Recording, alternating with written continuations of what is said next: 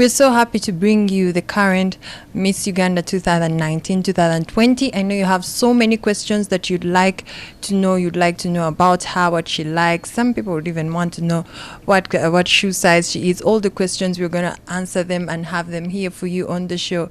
She's really beautiful. She's exciting already. We're having a good time with her, and she's going to be telling you more about herself. So, my dear, welcome to the show. Thank you very much. Let's get into your skin a little bit, get to know you and who you really are. This time, it's not all about the girls. This time, it's about our queen. So tell us more about yourself. Well, thank you. My name is Oliver Nakakande. I'm 24 years old, and I was born in Wakiso district. I'm currently a marketing student. Yes.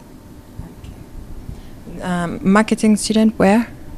I study at Middlesex University in Dubai. Mm-hmm. So what are some of the things you love doing?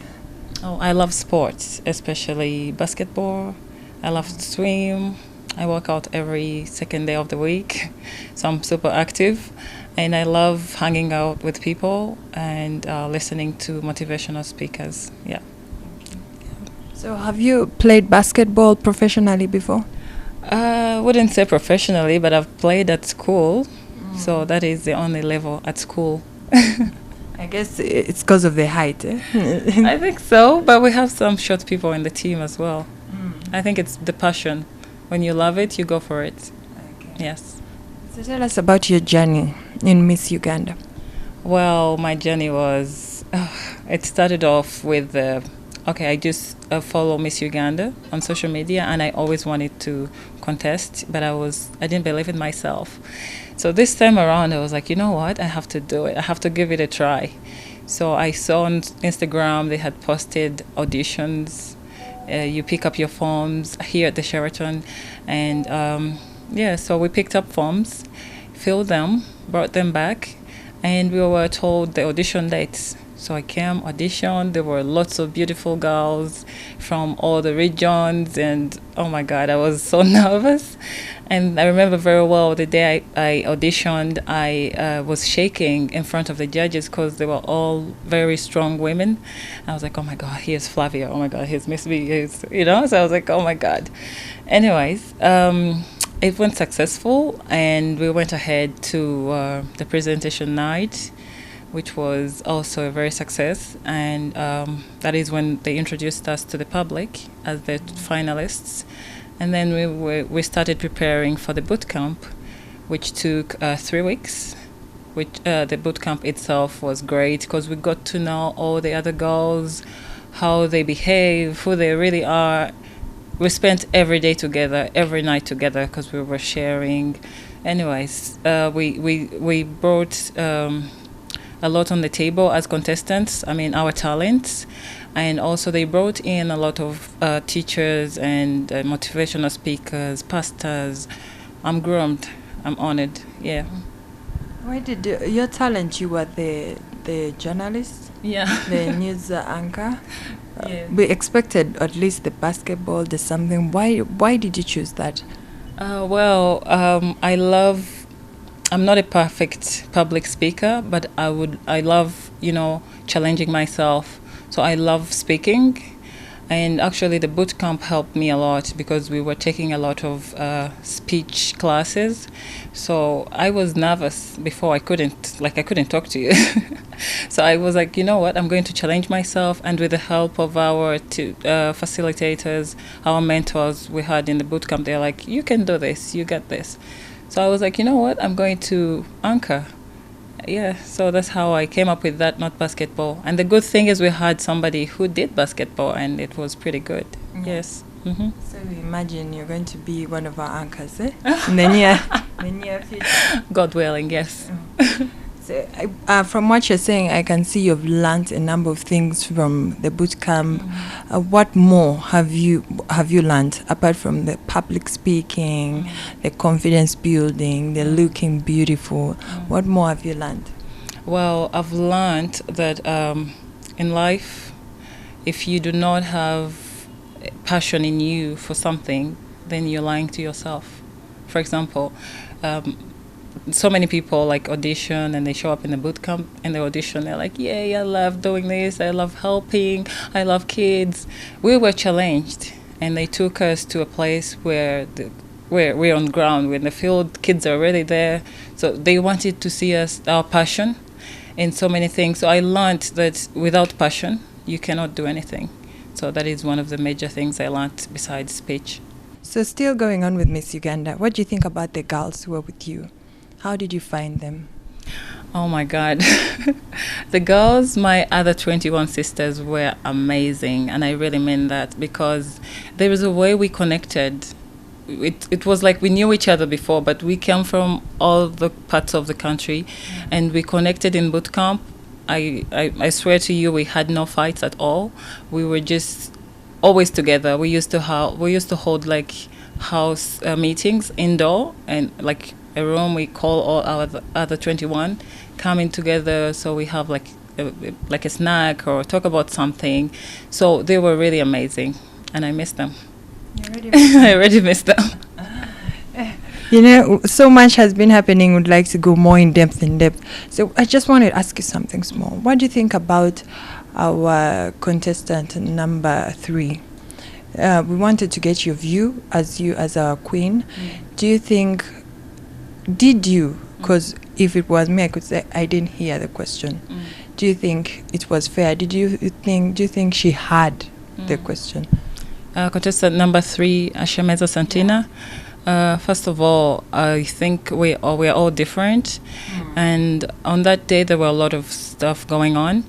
Probably because when I held the mic, and when I held the mic, I don't know if you saw me doing this, because there was a bit of maybe technical stuff. The mic you couldn't hear so well. It was like, ooh, that sound. Yeah. So probably it was that, and she couldn't get it because she asked a couple questions for the judge to repeat the question again. So I think because also the people in the background were making a lot of noise, it was really so hard for her to hear. And the more she asked, the more people were making noise. So the more she got nervous, which wasn't so good at all, really. Yeah. Now we actually understand it more. Most of the people are saying, "Oh no, maybe she didn't have brains." But what I know about the Miss Uganda girls, they're all intelligent. Yeah. So I wanted your view, so that the people out there watching can also understand that maybe something happened, yes, and we could clear the air. So where do we go from here after these 3 days? After these 3 days, we have a lot to do. Like Miss Uganda Foundation has a lot of projects. Queen Abenacho created a legacy, and she has been working on a lot of projects. So I'm going to build on what she has already been doing, from here. And also, we're looking forward to Miss World. It's not far. You have a short time. How are you preparing? Well, because I'm 3 days old right now, I haven't really started preparations, but we'll let you know, because we'll have special classes on what to do, what to expect, and how to handle myself. So we'll still get there, and we'll let you know. Yes. Did you expect to win? For me, you were the tallest of the girls. So somehow when I was looking at height, I expected it. But did you expect to win? No, that's really the answer. I didn't expect to win at all, because, like I told you, my biggest challenge was all the other 21 girls. So they were so smart, and they were so beautiful. I didn't expect at all to win, but I think it was by the grace of God, really, yeah.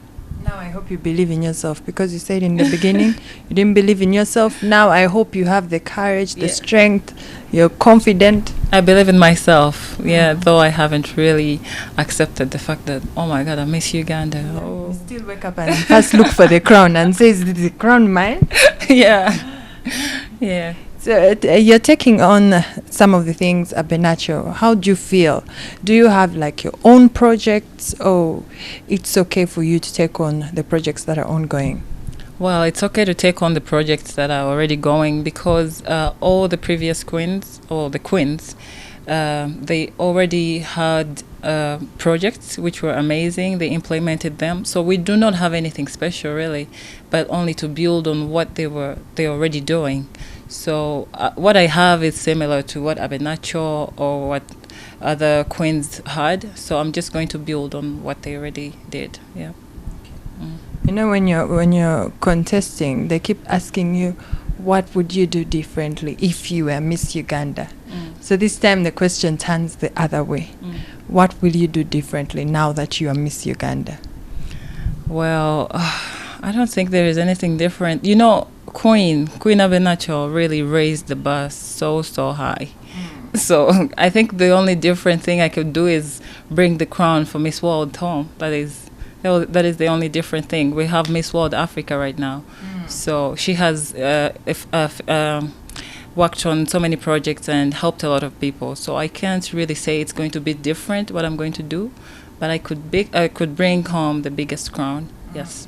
And for the girls in Wakiso? For the girls in Wakiso, we are planning on so many projects for them, but they are not going to be so different because I'm sure other queens have been in Wakiso and they have done a lot of work there, but we're just going to do more and more. Okay. And how far with school? Second year student. Yes. Doesn't it? How are you ready to go back to class and stand in front with your crown? You know. Of course, I won't have my crown on in class, but the crown is with you. Whether you don't have it, it's always with you. I know that. Yeah, that is always with me. But I will stay. I'll be myself. Nothing is gonna change at school. No, that's a mistake.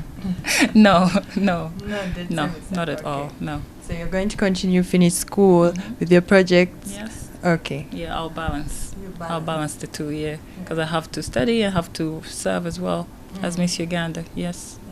Okay. So how did your parents, your family, deal with this when you told them, we want to know before you became Miss Uganda and after? Because they must... Yeah, first of all, they are really supportive. And they've been there, like, since childhood, they've seen me as a beautiful tall girl. They were like, oh, she's a model, she's a queen, you know. I got these compliments and I'm like, okay, looking at myself in the mirror and like another queen, the reigning Miss Uganda, I'm like, okay, I could be queen. And so they've been really supportive and telling them, oh, you know what, I'm going to contest for Miss Uganda. They were happy, but they were a little bit, you know, like, we don't know if you're really going to take it, but some of them really believed in me. Yes. Okay. Yeah. And you saw them and celebrated. Oh my God, you mean at the finale? Yeah. Oh gosh, they really celebrated a lot. They were all over the news. They were praising God.